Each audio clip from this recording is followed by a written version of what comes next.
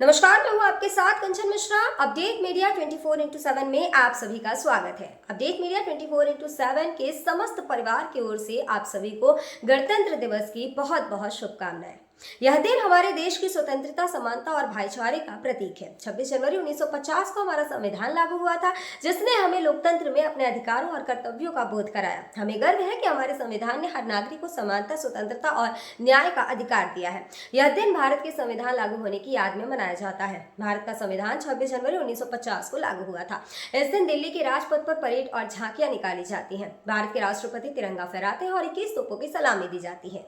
आओ झुककर सलाम करें उन्हें जिनके हिस्से में ये मुकाम आता है। खुशनसीब होता है वो खून जो देश के काम आता है। ना पूछो जमाने से कि क्या हमारी कहानी है, हमारी पहचान तो बस इतनी है कि हम सब हिंदुस्तानी हैं। ना जियो धर्म के नाम पर, ना मरो धर्म के नाम पर, इंसानियत ही है धर्म वतन का, बस जियो वतन के नाम पर। एक बार फिर से आप सभी को अपडेट मीडिया 24x7 के समस्त परिवार की ओर से गणतंत्र दिवस की बहुत। भारत का गणतंत्र दिवस 26 जनवरी को क्यों मनाया जाता है? जैसा कि आप जानते हैं कि गणतंत्र दिवस हमारा राष्ट्रीय पर्व है जो 26 जनवरी को मनाया जाता है। हर साल गणतंत्र दिवस के दिन भव्य परेड का योजना बनाया जाता है जो इंडिया गेट से राष्ट्रपति भवन तक होता है। इस परेड के दौरान थल सेना, वायुसेना और नौसेना के जवान शामिल होते हैं। इस परेड के दौरान तीन सेनाओं के प्रमुख राष्ट्रपति को सलामी देते हैं। यही नहीं, इस दिन तीन सेनाएं आधुनिक हथियारों का प्रदर्शन भी करती हैं जो राष्ट्रीय शक्ति का प्रतीक है।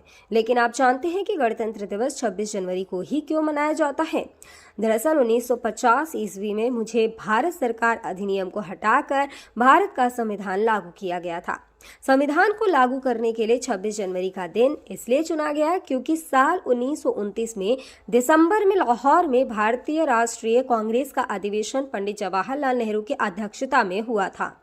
इस अधिवेशन में प्रस्ताव पारित कर इस बात की घोषणा की गई कि यदि अंग्रेज सरकार द्वारा 26 जनवरी 1930 तक भारत को स्वतंत्र देश का दर्जा नहीं दिया गया तो भारत को पूर्ण रूप से स्वतंत्र देश घोषित कर दिया जाएगा। जब अंग्रेज सरकार ने कुछ नहीं किया तब कांग्रेस ने 26 जनवरी 1930 को भारत को पूर्ण स्वराज घोषित कर दिया। 26 जनवरी 1950 के दिन सुबह 10:18 पर भारत एक गणतंत्र बना। इसके 6 मिनट बाद 10:24 पे राजेंद्र प्रसाद ने भारत के पहले राष्ट्रपति के रूप में शपथ ली। इस दिन पहली बार बतौर राष्ट्रपति डॉक्टर राजेंद्र प्रसाद बग्घी पर बैठकर राष्ट्रपति भवन से निकले थे। इस दिन पहली बार भारतीय सैन्य बल की सलामी ली। पहली बार उन्हें गॉर्ड ऑफ स्वामित्व दिया गया था। गणतंत्र दिवस के दिन भारत में राष्ट्रीय अवकाश भी घोषित किया जाता है। यह हमारे देश के लिए बेहद ही खास पर्व है। साथ ही यह हमारे लिए बेहद ही गर्व का विषय है कि हमारे राष्ट्र को एक गणराज्य के रूप में स्थापित हुए 76 वर्ष पूरे हो चुके हैं। देश की संप्रभुता और एकीकरण को दर्शाने वाला यह त्योहार हर भारतीय के मन में देशभक्ति की भावना का संचार करता है। 26 जनवरी 1950 21 तोपों की सलामी के साथ तिरंगा फहराते हुए राष्ट्रपति डॉक्टर राजेंद्र प्रसाद ने स्वतंत्र भारत का स्वनिर्मित संविधान लागू किया। भारत के नए युग की शुरुआत के साक्षी देशवासियों सहित सी गोपालाचारी, जवाहरलाल नेहरू, सरदार पटेल जैसे गणमान्य बने। मात्र 3 साल पहले आजादी की सुबह देखने वाले देश ने अपना संविधान बनाकर विश्व को अपनी संप्रभुता का परिचय दिया। हालांकि ये डगर इतनी आसान नहीं थी। इतिहास के पन्नों को टटोले तो मालूम होता है कि स्वराज के साथ ही अपने संविधान, हक और हुकूम की लड़ाई बेहद चुनौती भरी थी। दरअसल अंग्रेजों की गुलामी से त्रस्त देशवासियों को प्रथम विश्व युद्ध के दौरान एक सुनहरा अवसर हाथ लगा जब ब्रिटेन की ओर से मदद की गुहार लगाई गई। भारतीयों ने सहर्ष प्रस्ताव स्वीकार किया और वर्ल्ड वॉर में ब्रिटेन के साथ खड़े नजर आए। यह उद्देश्य के साथ कि उन्हें आगे चलकर अंग्रेजों की हुकूमत से आजादी मिल जाएगी। लेकिन एक बार फिर अंग्रेज अपनी बात से पलटते नजर आए और आजादी के बदले लेकर आए भारत सरकार अधिनियम 1919। इस अधिनियम का असर ये रहा कि देश के कुछ बड़े प्रांत में दोहरी शासन प्रणाली व्यवस्था लागू हुई। इसके तहत स्वास्थ्य, शिक्षा, कृषि जैसे विषयों को भारतीय मंत्रियों के सम्मुख सौंप दिया गया था। वहीं दूसरी तरफ से सैन्य, रक्षा और विदेशी मसले जैसे अहम मुद्दे वायसराय के अधिकार क्षेत्र में रहे। इसके अनुरूप भारतीयों को यह आश्वासन दिया गया कि इस अधिनियम से पड़ने वाले प्रभावों का विषय में भविष्य में आकलन किया जाएगा। अंग्रेजों के इसी कदम ने जमीन तैयार की साइमन कमीशन की। जो साल 1928 में भारत की धरती पर दाखिल हुआ। साइमन कमीशन ने बड़े ही नाटकीय अंदाज में संवैधानिक सुधारों की समीक्षा कर अपनी रिपोर्ट तैयार की। लेकिन अब समय बदल गया है। अब देशवासी अंग्रेजों के बहकावे में नहीं आने वाले थे, क्योंकि स्वराज के साथ साथ अपने संविधान की मांग भी धीरे धीरे देशवासियों के मन में परवान चढ़ने लगी थी। साइमन कमीशन रिपोर्ट के बाद देश भर में जमकर आंदोलन हुए। इसे शांत करने के लिए ब्रिटिश सरकार ने राउंड टेबल कॉन्फ्रेंस का आयोजन किया। हालांकि देश के सभी वर्ग के नेता इसमें शामिल नहीं थे, इसलिए ये एक असफल प्रयास सिद्ध हुआ। लेकिन जहां एक तरफ ब्रिटिश हुकूमत भारतीयों के इरादों को एक बार फिर भुलाने के जद्दोजहद में लगी थी, तो वहीं दूसरी तरफ देश के वीर सपूतों ने अपने संविधान का खाका तैयार भी कर लिया था। साल 1928 में मोतीलाल नेहरू सहित 8 कांग्रेस नेताओं ने एक संविधान का मसूदा तैयार किया, जिसकी नींव 1921 में भारतीय राष्ट्रीय कांग्रेस के कराची अधिवेशन में तय की गई थी। इस तरह स्वतंत्र भारत के संविधान की रूपरेखा सजने लगी थी। समय का पहिया आगे बढ़ता गया। फिर आया गवर्नमेंट ऑफ इंडिया एक्ट 1935, जिसे हमारे संविधान का संरचनात्मक आधार कहा जाता है। दूसरे शब्दों में कहें तो यह एक फाउंडेशन बन गया, जिसके ऊपर मौजूदा संविधान की भव्य इमारत खड़ी हो गई। एक्ट 1935 भारत के लिए आज़ादी की सुगबुगाहट के साथ आया, लेकिन आज़ादी की आहट के साथ मुस्लिम लीग और कांग्रेस के बीच मतभेदों की खाई गहरी होती जा रही थी। दोनों के बीच तल्खियां इतनी बढ़ चुकी थी कि बुनियादी मुद्दों पर भी समझौते की गूंज तक नहीं रही थी। हालांकि इन सभी विवादों से आगे बढ़ते हुए भारतीय नेता अपने लक्ष्य की ओर बढ़ रहे थे। दूसरे विश्व युद्ध के दौरान 1945 में सभी पार्टियों की सहमति से संविधान का प्रारूप तैयार कर लिया गया था, जिसे सार्वभौमिक वयस्क फ्रेंचाइजी स्वतंत्रता और समानता के साथ अल्पसंख्यकों के अधिकारों की रक्षा का विशेष ध्यान रखा गया था। इसके साथ ही भारत छोड़ो आंदोलन और आजाद हिंद फौज की निर्भीकता ने अंग्रेजों ने भारत में अनंत काल तक राज करने का सपना चूर चूर कर दिया था। जैसे जैसे भारतीय राष्ट्रीय आंदोलन जोर पकड़ता गया, ब्रिटिश हुकूमत पर संविधान निर्माण के लिए संविधान सभा के गठन का दबाव भी बढ़ता गया। इस गहमा गहमी के बीच आखिरकार 9 दिसंबर 1946 में नई दिल्ली के संवैधानिक हॉल में संविधान सभा की पहली बैठक हुई, जिसमें महात्मा गांधी को छोड़कर उस वक्त के राष्ट्रीय आंदोलन से जुड़ी करीब हर बड़ी शख्सियत शामिल थी, जिसका मुस्लिम लीग ने भारत को 2 हिस्सों में बांटे नए मुल्क पाकिस्तान की मांग को लेकर बैठक का बहिष्कार किया। लिहाजा पहली बैठक में कुल 207 सदस्यों ने हिस्सा लिया, जहां सभा के सबसे वरिष्ठ सदस्य डॉक्टर सच्चिदानंद सिन्हा को सभा का अस्थायी सदस्य चुना गया। हालांकि 2 दिन बाद 11 दिसंबर को डॉक्टर राजेंद्र प्रसाद सभा के अध्यक्ष निर्वाचित हुए और डॉक्टर एच.सी. मुखर्जी और वी.टी. कृष्णमाचारी को सभा का उपाध्यक्ष बनाया गया। इसी कड़ी में आया सुनहरा दिन 15 अगस्त 1947 का, जब गुलामी की बेड़ियों को तोड़ भारत ने आज़ादी की नई सुबह देखी। देशवासियों में जोश भरते हुए आज़ाद भारत के प्रथम प्रधानमंत्री जवाहरलाल नेहरू ने बुलंद आवाज में देश को संबोधित किया। इतिहास के पन्नों में यह भाषण ट्रस्ट विद डेस्टिनी नाम से दर्ज हुआ। इसके साथ ही तेज हुई संविधान निर्माण की प्रक्रिया। आज़ादी के बाद चुनौतियों में इजाफा हुआ।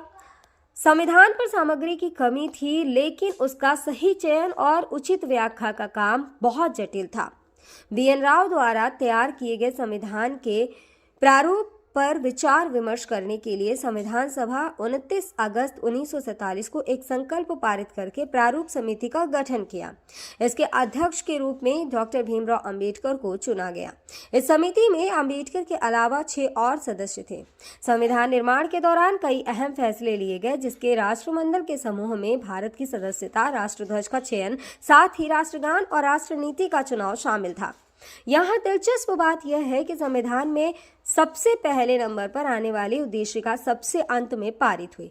संविधान अगर राजनीतिक असंवैधानिक दस्तावेज है, तो पीएमएल एक ग्रंथ को दार्शनिक नजरिया प्रदान करती है।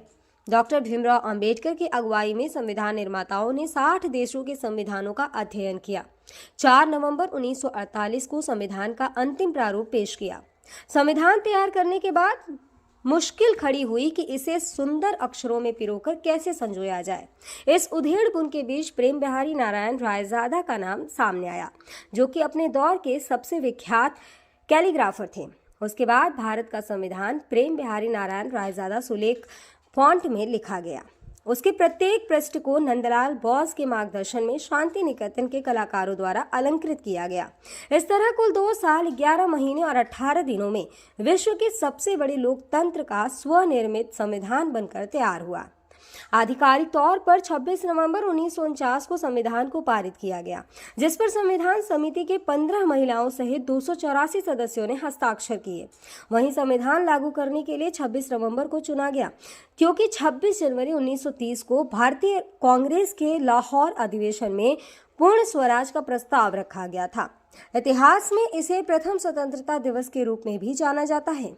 यही कारण है संविधान लागू करने के लिए भारत के प्रथम स्वतंत्रता दिवस यानी 26 जनवरी को चुना गया।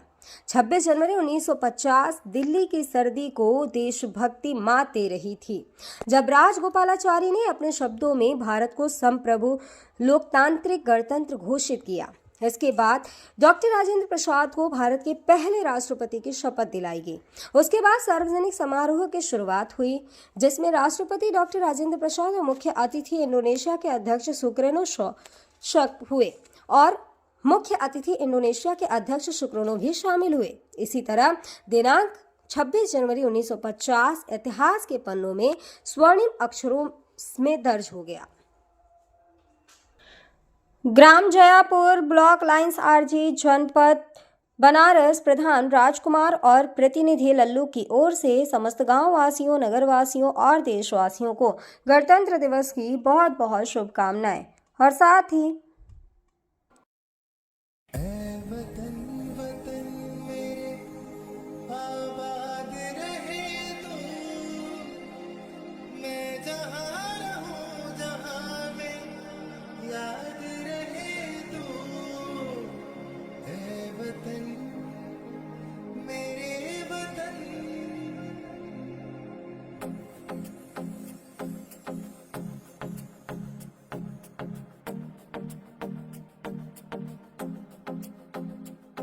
मेरा रंग दे,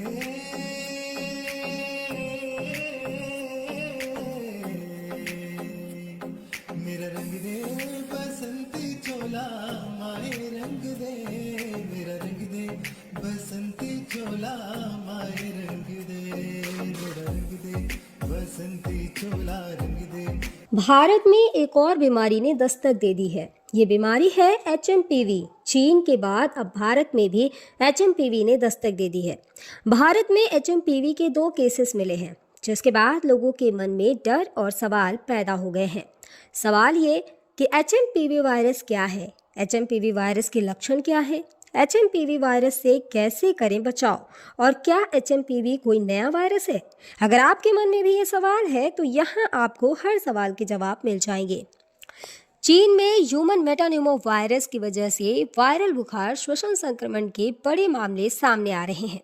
कर्नाटक में 2 मामले सामने आए हैं, जिनमें बेंगलुरु में भी 8 महीने की बच्ची में इस वायरस के संक्रमण का मामला सामने आया है।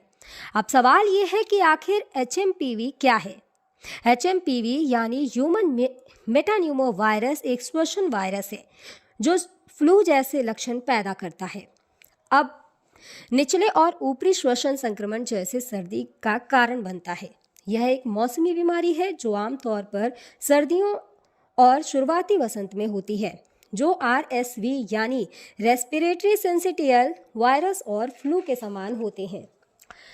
इससे बचाव के लिए HMPV आमतौर पर बच्चों में ही डिटेक्ट होता है। सभी फ्लू सैंपल में से 0.7% में HMPV होते हैं। इसके लक्षण है कि HMPV वायरस को ह्यूमन मेटान्यूमो वायरस या ह्यूमो वायरस कहते हैं, जिसके लक्षण काफ़ी हद तक सामान्य सर्दी जुकाम के समान होते हैं। सामान्य मामलों में यह खांसी या गले में घरघराहट, नाक बहने या गले में खराश का कारण बनता है। छोटे बच्चों या बुजुर्गों में HMPV का संक्रमण गंभीर हो सकता है। कमज़ोर ह्यूमन सिस्टम वाले लोगों में भी ये वायरस गंभीर बीमारी का कारण बन सकता है। कहा जा रहा है कि इस वायरस से संक्रमित मरीजों में सांस लेने में दिक्कत और फ्लू जैसे लक्षण दिखाई दे रहे हैं। इसके इलाज के लिए ज़रूरी है कि इसमें सबसे ज़रूरी होता है कि अगर आपको HMPV के होने का संदेह होता है या इस तरह के कोई लक्षण आपको नज़र आते हैं तो बिना डॉक्टर के सलाह के कोई भी एंटीवायरल दवाओं का इस्तेमाल ना करें। सांस की बीमारी से जुड़े एक्सपर्ट ने लोगों को मानव मेटान्यूमो वायरस से लड़ने के लिए एंटीवायरल दवाओं का आंख बंद कर उपयोग न करने की सलाह दी है। ऐसे में सावधानी बरतें और बिना डॉक्टर के सलाह के कोई भी दवा न लें। फिलहाल इसका कोई टीका अब तक नहीं है। इसके लक्षण जैसा हम पहले ही बता चुके हैं कि सर्दी जुकाम होते हैं। 2023 में England, Britain, Finland, Australia, Canada, America और चीन में HMPV का पता चला था।